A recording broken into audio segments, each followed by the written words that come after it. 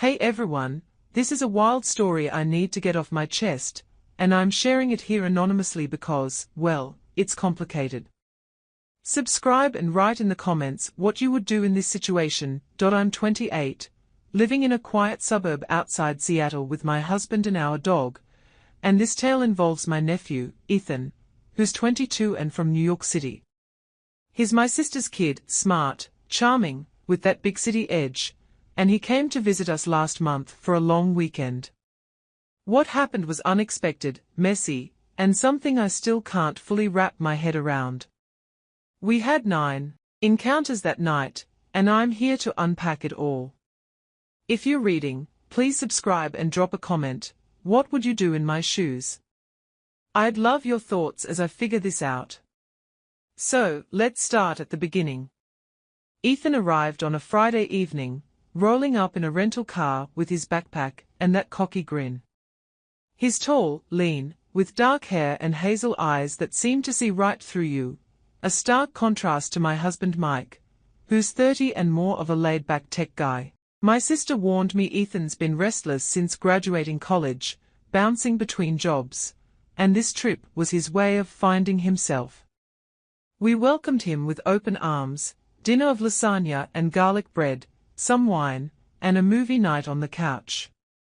Mike and I have a solid marriage, 8 years strong, but lately, life's been routine, work, bills, dog walks. Ethan's energy shook things up. That first night, we stayed up late, laughing about old family stories. He teased me about my teenage rebellion phase, and I shot back about his awkward middle school years.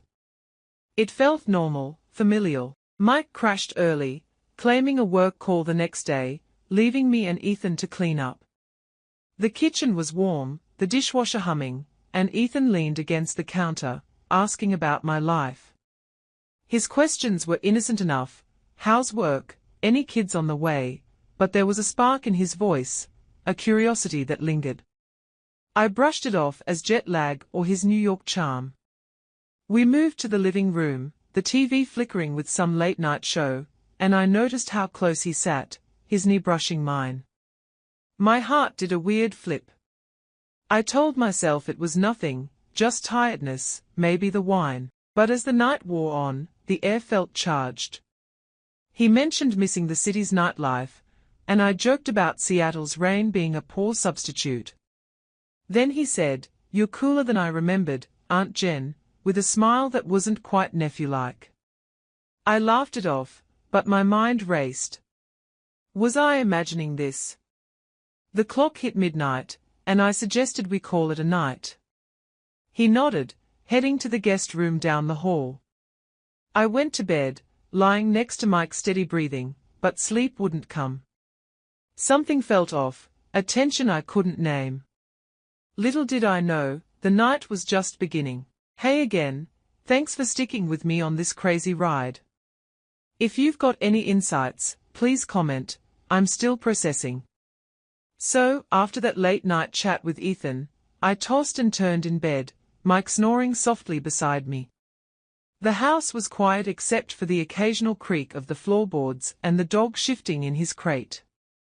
My mind kept replaying Ethan's words, "You're cooler than I remembered," and that look in his hazel eyes. I told myself it was harmless, just a nephew being playful, but the tension from the living room lingered. Around 1 a.m., I gave up on sleep, slipped out of bed, and padded downstairs for a glass of water. The kitchen was dim, moonlight spilling through the window over the sink. As I filled my glass, I heard footsteps. Ethan appeared, wearing a t-shirt and boxers, rubbing his eyes. "Can't sleep either?" he asked, his voice low. I nodded, offering a smile, trying to keep it light. We ended up sitting at the kitchen table, talking about his life in New York, crazy roommates, late-night gigs, the pressure to figure it all out. He leaned forward, elbows on the table, and I noticed how his shirt clung to his frame, how his hair fell messily over his forehead. I shook myself mentally. His family, I thought. But the conversation drifted, and he asked about my marriage, his tone teasing. Mike's a lucky guy, he said, his gaze lingering. My cheeks warmed, and I laughed it off, but the air felt thick. We moved back to the living room, the TV still on mute, and sat closer than before. His knee brushed mine again, and this time, neither of us moved away. My heart raced, a mix of guilt and curiosity bubbling up. I'd always been the responsible one, good grades, steady job, faithful wife, but here I was, drawn to this energy. He shifted, his hand resting near mine on the couch, and I didn't pull back. You ever feel stuck? He asked, his voice softer. I nodded, admitting the routine had worn me down. Then he leaned in, and before I could think, our lips met. It was brief, a shock, and I pulled back, stammering an apology. He looked stunned too, but there was a hunger in his eyes. Sorry, I shouldn't have, he muttered, but he didn't move away. My mind screamed to stop, but my body stayed put. We sat there, the silence deafening, until he suggested we talk more upstairs, his room. I knew I should say no, but I followed, my pulse pounding. What happened next?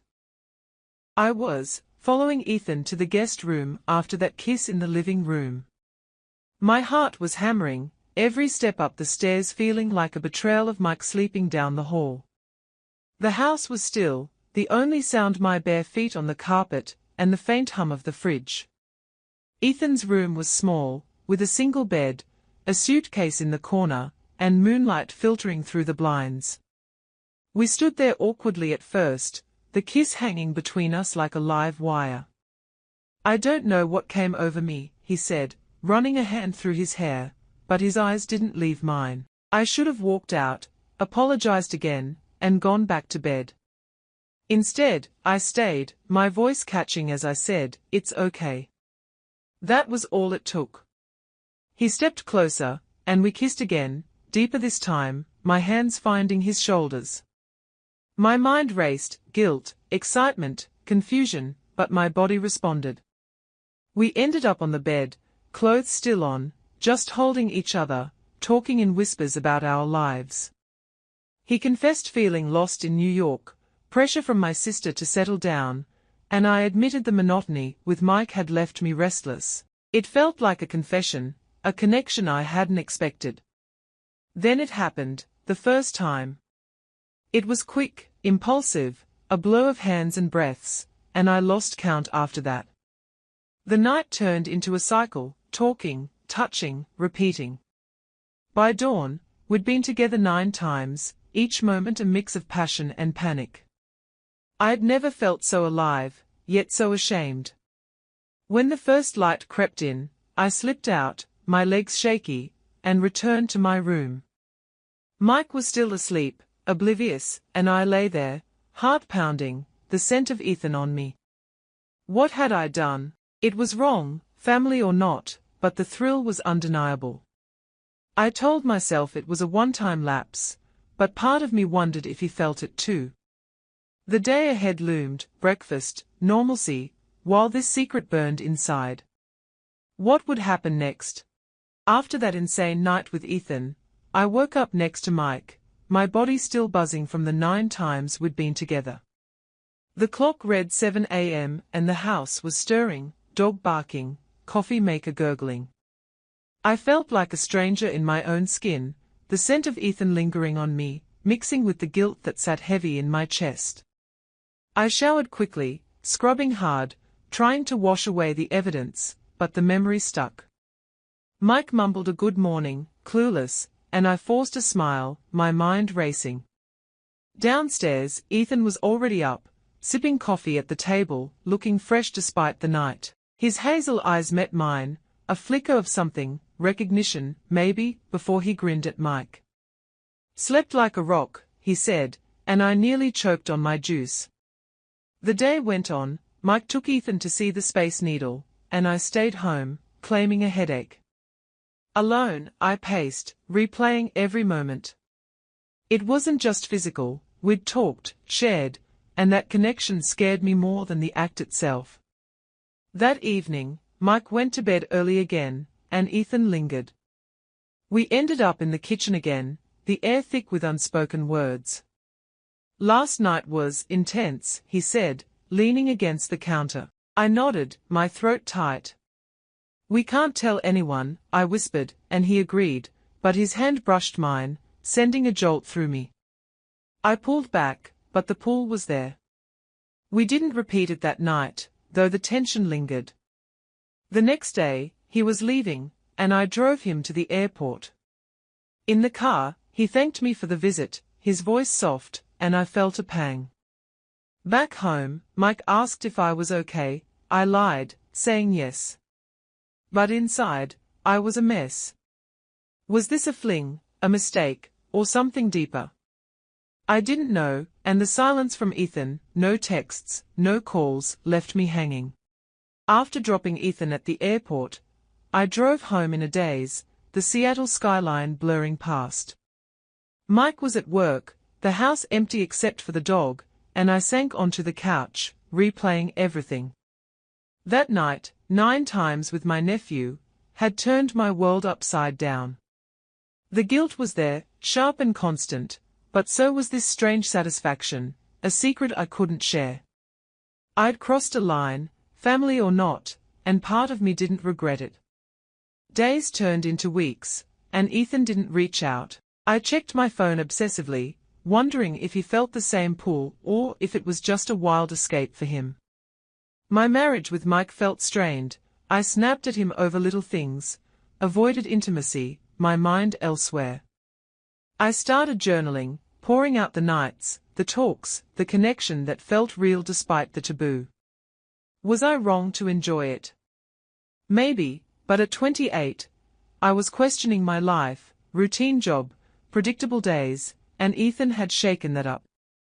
I considered therapy, even called a hotline once, but hung up, too ashamed to speak. One evening, a text came, "Ethan," short and casual, "Thanks again, Aunt Jen. Take care." No hint of that night, just politeness. It stung, leaving me with more questions. I replied with a smiley, keeping it light, but inside, I wrestled with it. Was it a mistake, a moment of weakness, or a glimpse of something I'd ignored? I decided to bury it, focus on Mike, plan a vacation to reconnect. Looking back, I see a restless nephew and a woman who took a risk. I don't fully judge myself, life's messy, and I learned from it. If you've got a similar story or advice, share it, I'm listening. Thanks for being here through my confession. Take care, everyone.